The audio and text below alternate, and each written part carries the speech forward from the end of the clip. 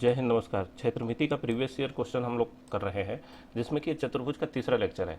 अगर आप आरआरबी या एसएससी के किसी भी एग्जाम की तैयारी करते हैं तो काफ़ी इंपॉर्टेंट रहने वाला है वीडियो। कॉन्सेप्ट और ट्रिक एक से बढ़कर एक मिलेगा और काफ़ी कुछ इंपॉर्टेंट सीखने के लिए मिलेगा। तो चलो शुरू करते हैं। देखो क्या कह रहा है। पहला क्वेश्चन है, किसी समचतुर्भुज की प्रत्येक भुजा की लंबाई 5 है और एक विकर्ण का लंबाई दिया हुआ है, तो इस समचतुर्भुज का क्षेत्रफल ज्ञात करिए। ठीक है, समचतुर्भुज का क्षेत्रफल ज्ञात कीजिए। जैसे मान लो ये एक समचतुर्भुज है। ठीक है, समचतुर्भुज का क्या है, हर एक भुजा बराबर होता है ना। जैसे ये मान लो कि सारे भुजा क्या है, 4 4 है, और यहाँ पर 5 कह रहा है तो आप 5 मान सकते हैं। ठीक है, ये है भैया समचतुर्भुज। और एक विकर्ण की लंबाई इसका दिया हुआ है 2.8, तो एक विकर्ण भी खींच लो। देखो फिगर इसलिए बनाते हैं ताकि आप लोग को अच्छे से समझ में आ जाए, एकदम भीतर तक धंस जाना चाहिए बात। ठीक है, कहीं से ये ना लगे कि कन्फ्यूज़न है कुछ। अब देखो इसमें क्या कहा जा रहा है कि भुजा की लंबाई 5 है, तो सारे भुजा 5 होंगे, क्योंकि समचतुर्भुज का क्या है प्रॉपर्टी, चारों भुजा बराबर होता है। और एक विकर्ण का लंबाई कितना है, 2.8। कहा क्या जा रहा है, इस समचतुर्भुज का क्षेत्रफल बताइए। दूसरा विकर्ण नहीं दिया है। अगर दूसरा विकर्ण दे देता तो बहुत आसानी से आप क्षेत्रफल निकाल लेते, है ना। तो दूसरा विकर्ण निकालने के लिए क्या करेंगे, देखो भाई, दूसरा विकर्ण अगर निकालना है तो फिर हम लोग ये करते हैं, ये जो दूसरा विकर्ण है ये ऐसे खींच लो यहाँ पे। ठीक है, अब इसमें आप बहुत आसानी से बता सकते हैं कि ये 2.8 था, तो उसका आधा आधा कितना हो जाएगा, 1.4 और 1.4। ठीक है, ध्यान से समझना, ये हो जाएगा 1.4 और 1.4। यहाँ पर 90 डिग्री पर विकर्ण काटता है, ये भी पता है ना। तो ये जो परपेंडिकुलर है लंब, ये वाला अगर मिल जाए तो काम बन जाए, है कि नहीं। तो देखो इसको निकालने के लिए हम लोग क्या कर सकते हैं कि आप लोग को सबसे पहले हम बताएं कि जब भी समकोण त्रिभुज दिखे तो उसका कोई भी भुजा निकालने के लिए सबसे पहले तो पाइथागोरियन ट्रिपलेट चेक कीजिए। ठीक है, अगर उस पर आ गया तो ठीक है, तभी हम लोग दूसरा बढ़ेंगे। तो देखो क्या तरीका है, यहाँ 1.4 है, यहाँ 5 है। अगर 10 से गुना कर दें हम लोग तो ये क्या नजर आएगा भाई, ये 14 नजर आएगा, 50 नजर आएगा, है ना। अगर गुना 10 कर दिए, और अगर 2 से काट दें तो ये क्या नजर आएगा, 7 नजर आएगा, और ये 25 नजर आएगा। मतलब कि 7 25 दिख रहा है तो बीच में जरूर 24 होना चाहिए, क्योंकि 7 24 25 का पाइथागोरियन ट्रिपलेट आप लोग को बताया हुआ है ना। अब अगर ये 24 है तो 7 का दुगना 14, तो 24 का दुगना 48 यहाँ नजर आना चाहिए बीच में, है ना। और अगर इसका 10 से भाग देने पर 1.4 बन रहा है, यहाँ पे 14 में 10 से भाग देने पर, तो 48 में 10 से भाग देने पर क्या दिखेगा, 4.8 दिखेगा। ठीक है, तो इसका मतलब ये 1.4 है अगर, तो यहाँ पर ये 4.8 होगा आधा, ये 4.8 होगा तो नीचे भी 4.8 होगा। मतलब एक विकर्ण अगर 2.8 का है तो दूसरा विकर्ण 4.8 का डबल 9.6 होगा, 48 दूना 96। और क्षेत्रफल पूछा जा रहा है तो क्या होता है भाई, 1/2 गुना विकर्णों का गुणनफल, और 2 से अगर 2.8 को काट दें तो 1.4 नजर आएगा। और देखो 6 चौका 24 का 4 पीछे देखना चाहिए, जो कि ऑप्शन नंबर बी में है।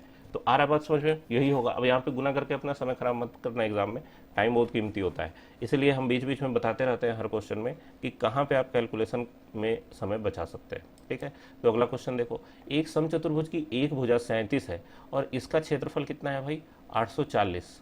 ठीक है, तो इसके विकर्णों की लंबाई बताइए, लंबाई का योग बताइए। ठीक है, अब देखो विकर्णों की लंबाई का योग बताइए, क्या होगा भाई। देखो चलो इसको भी शुरू करते हैं हम लोग। पहले तो समचतुर्भुज बना लिया जाए।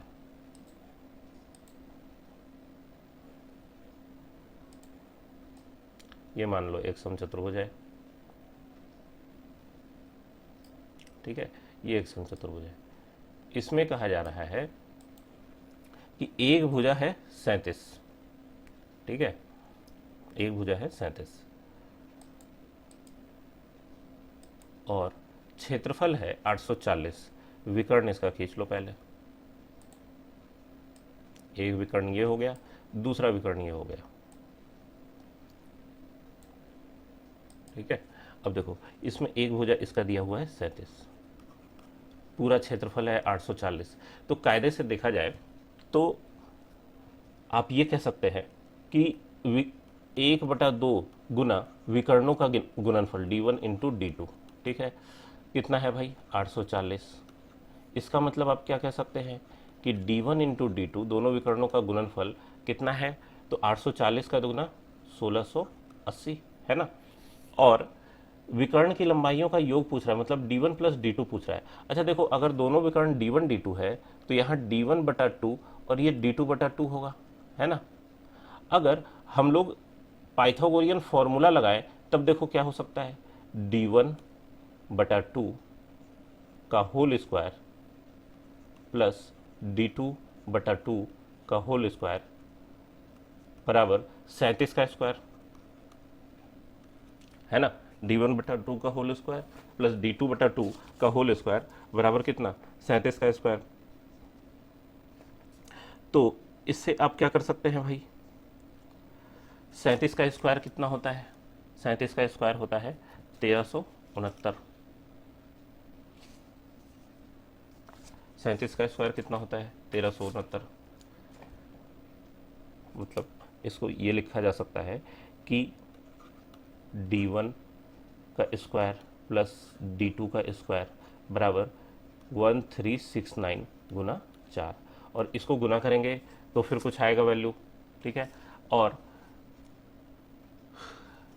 फिर क्या करेंगे, हम लोग को निकालना है d1 प्लस d2, ठीक है। तो इसका होल स्क्वायर बराबर कितना, d1 square plus d2 square plus 2d1 d2, ठीक है। और इन सब में कैलकुलेशन में रखने के बाद तब d1 और d2 का मान पता चलेगा। तो आप समझ रहे हैं ये कितना भयानक जाने वाला है। लेकिन अगर पाइथागोरियन ट्रिपलेट आपको याद रहे कि ये 37 भुजा है, तो पाइथागोरियन ट्रिपलेट एक होता है, क्या होता है भाई, एक पाइथागोरियन ट्रिपलेट होता है 12, 35 और 37, ठीक है। कितना होता है, 12, 35 और 37। तो आप बहुत आसानी से कह सकते हैं कि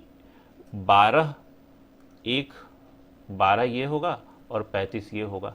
मतलब विकर्ण कितने हो जाएंगे, 12 का डबल 24 और 35 का डबल 70।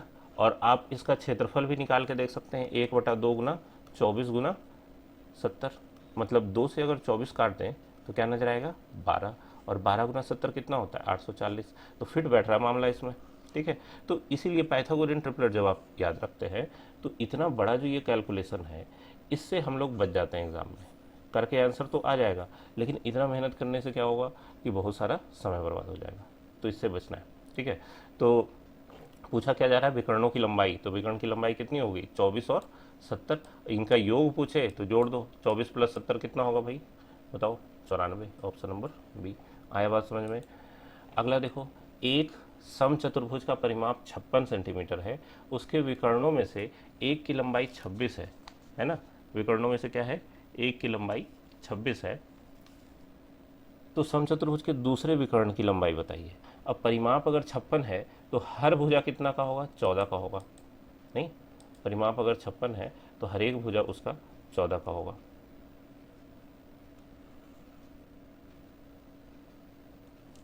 ठीक है, 14 के हर भुजा होंगे इसके, इसको ही घुमा लिया जाए, चलो ठीक है, रहने दो।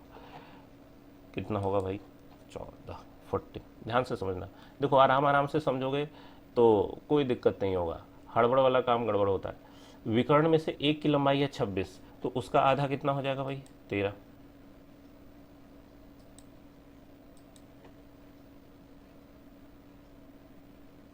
अच्छा 26 है, भुजा है 14 और एक विकर्ण की लंबाई 26 है, तो ये बड़ा वाला विकर्ण होना चाहिए, ठीक है, क्योंकि भुजा से बड़ा है ना, तो ये वाला होना चाहिए। दूसरा विकर्ण भी खींच लो इसमें, ये हो गया।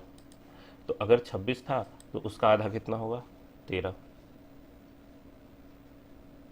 ये हो गया 13। अब देखो इस समकोण त्रिभुज में एक भुजा मिल रहा है 13 और कर्ण मिल रहा है 14, ठीक है, 13 और 14। तो 13 और 14 का तो कोई पाइथागोरियन ट्रिपलेट नहीं बताए कि कर्ण 14 आ जाए, ऐसा तो कोई है नहीं। तो इसका मतलब ये है कि पाइथागोरियन ट्रिपलेट पे बनने वाला क्वेश्चन नहीं है। और ऑप्शन देख के भी साफ साफ नजर आ रहा है कि इसमें रूट नजर आ रहा है, पाइथागोरियन ट्रिपलेट में कहीं पे रूट नहीं था, जो भी आप लोग को बताया 5-7, ठीक है। अब इसमें आपको ये वाला भुजा निकालना है, ठीक है, ये वाला भुजा निकालना है। तो कैसे निकलेगा भाई, अगर मान लो ये x रहा होगा तो इस x का मान निकालने के लिए रूट अंडर कर्ण का स्क्वायर घटाओ लंब का स्क्वायर करेंगे, है ना। मतलब कितना, रूट अंडर 14 जोड़ 13 मतलब 27 और 14 घटाओ 13 1 मतलब कितना हो गया भाई 3√3। कहीं किसी को कोई दिक्कत, यहाँ पे आप 14 का स्क्वायर 196 घटाओ 169 करके ऐसे करने का जरूरत नहीं है। जब ए स्क्वायर माइनस बी स्क्वायर दिख रहा है तो 14 जोड़ 13,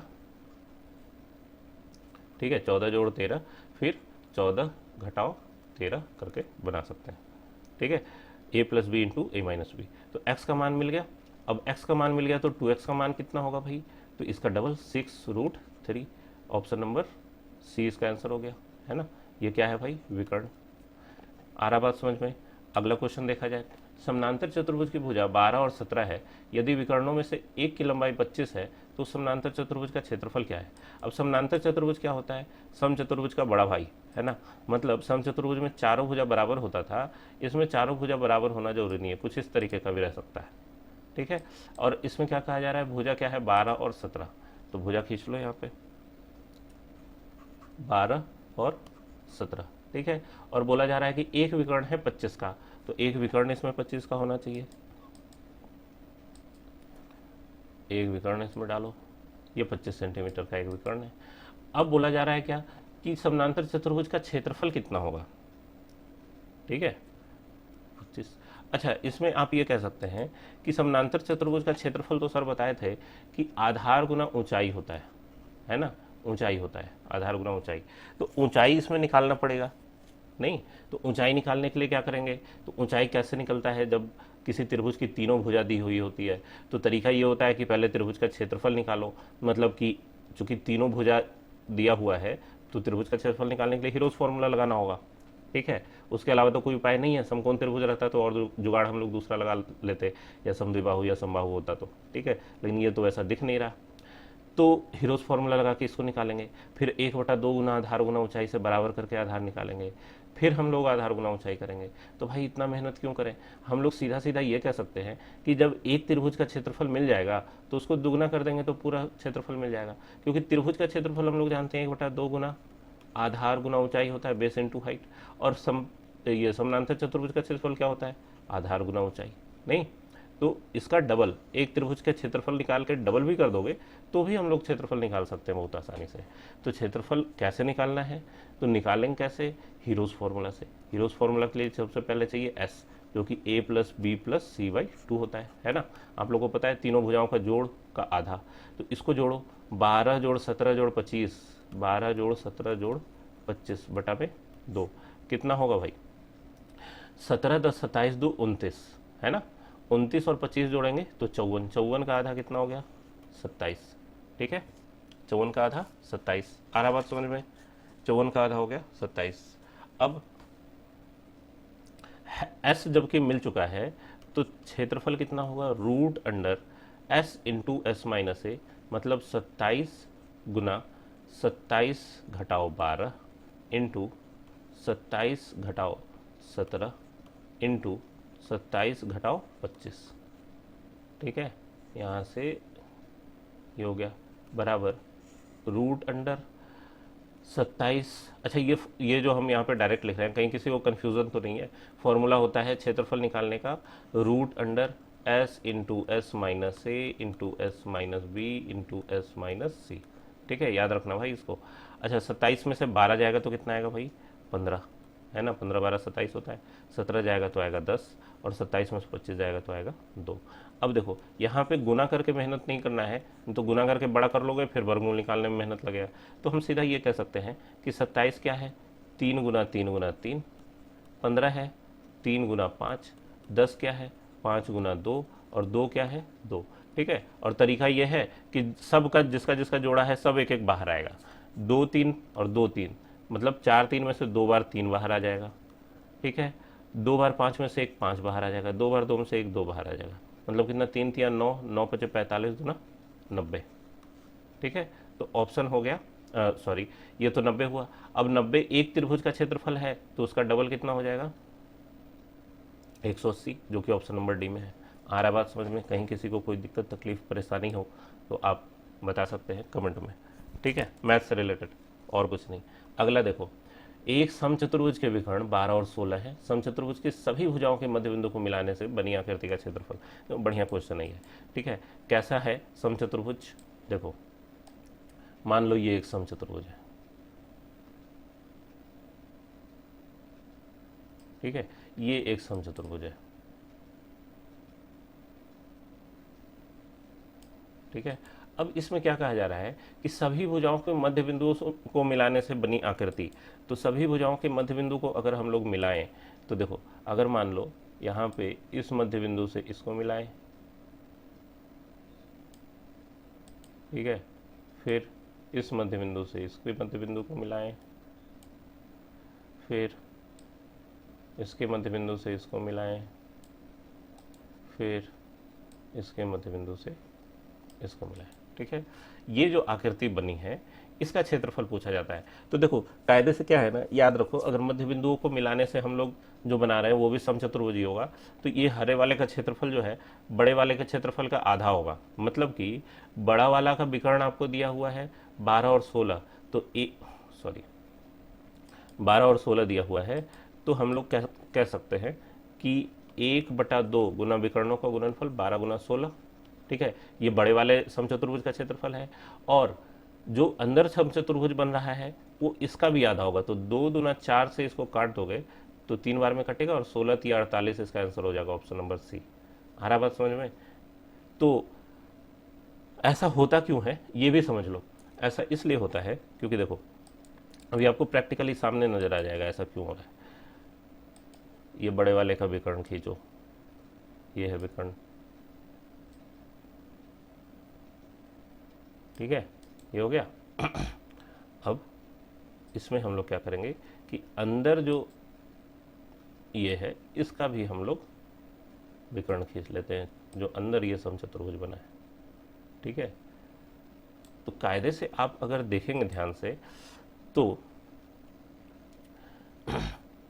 ये दोनों त्रिभुज एक दूसरे के जैसा दिख रहा है, और ये दोनों भी एक दूसरे के जैसा दिख रहा है, ठीक है। क्यों दिख रहा है भाई? जो समचतुर्भुज होता है, ठीक है, उसकी भुजाएं बराबर होती है, तो ये आधा आधा, ये हरा वाला समचतुर्भुज की बात कर रहे हैं, उसका आधा आधा जो है वो भी बराबर होगा, तो ये दोनों भुजा बराबर हो गया, बीच का ये साइड कॉमन हो गया, ठीक है। और कोण भी बराबर होंगे क्योंकि यहाँ पे कोण आधा आधा बट रहा है, ठीक है।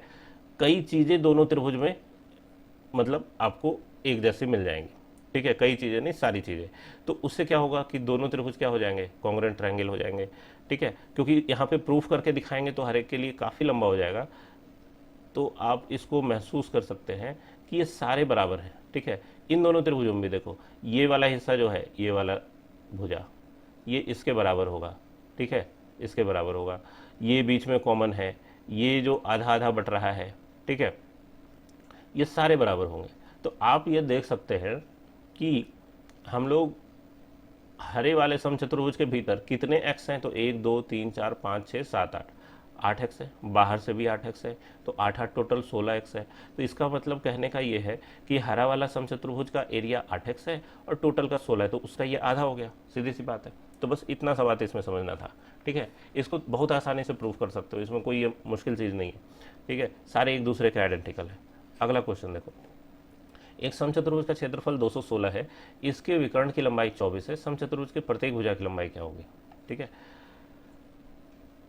एक विकर्ण 24 है, क्षेत्रफल पता है, प्रत्येक भुजा की लंबाई बताना है, तो भाई बहुत आसान है, आप लोग कर सकते हैं। नहीं, इस बार बिना फिगर बनाए बता देते हैं आप लोग को। एक विकर्ण है 24, दूसरा का विकर्ण पता नहीं, क्षेत्रफल है 216, तो 2 से 24 काटोगे तो कितना आएगा? 12। तो विकर्ण कितना हो गया भाई? 12 से 216 काटेंगे, 12 एकम 12 और 9, 12 8 96। तो दूसरा विकर्ण है 24, 18, एक विकर्ण 24, दूसरा विकर्ण 18, तो भुजा का लंबाई पूछता है, ठीक है। 18 और 24 दोनों विकर्ण है, विकर्ण का आधा आधा हो जाएगा 9 और 12, ठीक है। विकर्ण का आधा आधा जो है उस समकोण त्रिभुज का क्या बनता है? समकोण त्रिभुज की भुजाएं बनती है ना। विकर्ण का जो आधा आधा होता है ये समकोण त्रिभुज की भुजाएं बनती है, और ये जो होता है ये कर्ण का काम करता है। तो इसके लिए फिर पाइथागोरियन ट्रिपलेट हम लोग लगाते हैं, नहीं? तो 9 12 पता है तो अगला 15 ही होगा। क्यों होगा भाई 15? क्योंकि 3 4 5 का पाइथागोरन ट्रिपलेट आप लोग को बताया हुआ है। तो 3 तिया 9, 4 तिया 12, तो 5 तिया 15। आया बात समझ में? तो भुजा की लंबाई option number C. Next question देखें क्या कहा जा रहा है। एक असमांतर चतुर्भुज, असमांतर चतुर्भुज जो है ना वो समलंब चतुर्भुज का दूसरा नाम है, ठीक है। अक्सर ये नाम भी कई बार दिख जाता है एग्जाम में, तो इसीलिए देखो प्रीवियस ईयर क्वेश्चन करने से ये सब आइडिया मिलता है कि और किस किस तरीके से घुमाया फिराया जा रहा है। जिसको नहीं पता होगा वो तो असमांतर सुन के ही छोड़ाएगा कि लगता है पढ़े ही नहीं है चीज़ को, ठीक है। लेकिन फिर भी अगर नहीं भी पता हो तो थोड़ा ध्यान से आप देखेंगे तो आपको फील हो जाएगा कि उसी की बात कर रहा है। कैसे? असमानांतर चतुर्भुज की दो समानांतर भुजाओं के बीच की दूरी पूछा जा रहा है। यदि असमानांतर चतुर्भुज का क्षेत्रफल 150 है, समानांतर भुजा का ये है, ठीक है, मतलब कि एक जोड़ा समानांतर भुजा है इसमें और नाम है असमानांतर, तो इसका मतलब ये जरूर क्या होना चाहिए? समलंब। तो समलंब खींचो, ठीक है, ये एक समलंब चतुर्भुज है मान लो, और इसमें समानांतर भुजा का लंबाई दिया हुआ है, कितना दिया है भाई? 10 और 15 मीटर, और इनके बीच की दूरी पूछा जा रहा है, ठीक है। इस टाइप का भी क्वेश्चन हम करवा चुके हैं पहले। देखो मेरा उद्देश्य बस ये है कि एग्ज़ाम में जाने के पहले आप लोग इतना प्रैक्टिस कर लें कि कोई भी क्वेश्चन नया नहीं लगे कि हाँ ये तो यार देखे ही नहीं है, दिमाग लगाना ना पड़े, सीधा एकदम कलम उठाइए शुरू हो जाइए कि अच्छा ये है तो ये ऐसे ही बनेगा, ठीक है। ये जो ऊंचाई है ये पूछा जा रहा है, तो होता क्या है फॉर्मूला? 1/2 गुना समानांतर भुजाओं का योग, मतलब 15 10 25 गुना ऊंचाई h, है ना, बराबर कितना क्षेत्रफल दिया हुआ है? 150। तो 25 से 150 कटेगा 6 बार में, और ऊंचाई का मान आ जाएगा 6 दूना 12 मीटर, जो कि ऑप्शन नंबर ए में है। बहुत आसान सा क्वेश्चन था, कोई मुश्किल बात नहीं है इसमें। अगला क्वेश्चन देख लें। जब समचतुर्भुज का क्षेत्रफल 324 है और एक विकर्ण की लंबाई 36 है, तो प्रत्येक भुजा की लंबाई बताओ, ठीक है।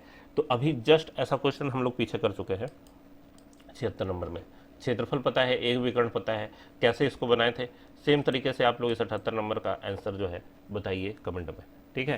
कहीं किसी को दिक्कत, अगर पाइथागोरियन नहीं लगा तो फिर हीरोज फार्मूला लगा लेना, सॉरी पाइथागोरियन फार्मूला लगा लेना कर्ण का लंबाई निकालने के लिए, भुजा की लंबाई निकालने के लिए, ठीक है। जरूरी नहीं है कि पाइथागोरियन लगे ही, वो तो पाइथागोरियन पे आता है तो ठीक है, नहीं आया तो भी ठीक है, बना लेंगे। 79 समचतुर्भुज की एक भुजा और दो विकर्ण में से एक की लंबाई 14 है, मतलब भुजा और विकर्ण दिया हुआ है, ठीक है, ध्यान से समझना। मान लो ये समचतुर्भुज है, ठीक है, ये समचतुर्भुज है, और इसके बारे में क्या कहा जा रहा है भाई कि दो विकर्ण में से एक की लंबाई दिया हुआ है 14 सेंटीमीटर। तो भाई भुजा के बराबर है तो यही वाला होगा, बड़ा वाला तो होगा नहीं, है ना। तो आप इसमें क्या कर सकते हैं कि 14 14 और ये वाला 14। तो अब इसमें ये जरूरी नहीं है कि फिर यहाँ से दूसरा विकर्ण खींचे, फिर आधा करें, ये वो करें, ठीक है। आपको ये समबाहु त्रिभुज दिख रहा है, इधर भी समबाहु त्रिभुज ही होगा, तो आप समबाहु त्रिभुज का डबल करके भी एरिया निकाल सकते हैं। जैसे देखो √3/4 गुना भुजा स्क्वायर, मतलब कितना? 14 गुना 14, और कितने हैं भाई? 2 हैं, तो गुना 2, है ना। अब 2 से 4 कट गया 2 बार में, और 2 से 14 कट गया 7 बार में, तो 14 × 7 = 98 √3, ऑप्शन नंबर सी इसका आंसर हो गया 79 का। आया बात समझ में? कहीं कोई दिक्कत? नेक्स्ट क्वेश्चन देख लिया जाए, क्या कहा जा रहा है। एक समबाहु त्रिभुज की ऊंचाई एक वर्ग के विकर्ण के बराबर है, त्रिभुज और वर्ग का क्षेत्रफल का अनुपात बताओ, ठीक है। मतलब समबाहु त्रिभुज का ऊंचाई, फॉर्मूला क्या होता है समबाहु त्रिभुज का? समबाहु त्रिभुज की ऊंचाई का, समबाहु त्रिभुज की ऊंचाई होता है तो √3/2 गुना √3/2 गुना ए, और ये है किसके बराबर? वर्ग के विकर्ण के बराबर। ये है वर्ग के विकर्ण के बराबर, तो √2 गुना वर्ग का विकर्ण है, वर्ग की भुजा मान लो कुछ भी, मान लो b होगा, ठीक है। तो हम लोग यहाँ से a/b कह सकते हैं, कितना होगा भाई? 2√2/3। ये क्या है? समबाहु त्रिभुज की भुजा, b क्या है? वर्ग की भुजा। पूछा जा रहा है त्रिभुज और वर्ग के क्षेत्रफल का अनुपात निकालो, तो त्रिभुज का क्षेत्रफल होगा √3/4 गुना भुजा का स्क्वायर, बटा वर्ग का क्षेत्रफल होगा भुजा का स्क्वायर, है ना। ये हम लोग को करना है, तो इससे आप ये तो कह सकते हैं कि a का स्क्वायर बटा b का स्क्वायर बराबर कितना आ रहा है? तो इधर वाले का भी स्क्वायर करना पड़ेगा, अगर इधर वाले का स्क्वायर कर रहे हैं तो नहीं। तो 2√2 का स्क्वायर कितना होगा? तो 2 का स्क्वायर 4 और √2 का स्क्वायर 2, अब 4 दूना 8 और 3 का स्क्वायर 9, ठीक है, 8/9। और यहाँ √3/4 से गुना किया गया, तो √3/4 से गुना कर दो। ऊपर ऊपर ही रखो या इस तरीके से लिखो, एक ही बात है। नीचे रहता तब फिर दिक्कत आती। ठीक है, अब 4 से 8 कट गया कितनी बार में? 2 बार में, तो 2√3/9 इसका आंसर आ रहा है। एक समबाहु त्रिभुज की ऊंचाई और एक वर्ग के विकर्ण बराबर है। ठीक है, तो इससे a/b मिला कितना? 2√2/3। देखो यहाँ पे गलत हो गया ना, यहाँ पे √3 था। ठीक है, तुम सोचो कि ऑप्शन लड़ा क्यों नहीं। ठीक है, तो कई बार होता है ऐसा कि आप कर कुछ और रहे होंगे और हो कुछ और जाएगा। तो यहाँ पे नीचे क्या नजर आना चाहिए? 3। ठीक है, √3 का स्क्वायर 3, यहाँ पे 3 दिखेगा। तो ये हो गया 2√3/3। अगर ऐसा नहीं है ऑप्शन में, तो इस √3 से इस 3 को काट सकते हैं कितनी बार में? √3 बार में, मतलब 2/√3। ये भी है ऑप्शन नंबर बी। आई बात समझ में? तो उम्मीद है पढ़ाई लिखाई सही से चल रहा होगा। प्रैक्टिस करते रहिए, मेहनत करते रहिए। मिलेंगे नेक्स्ट वीडियो में।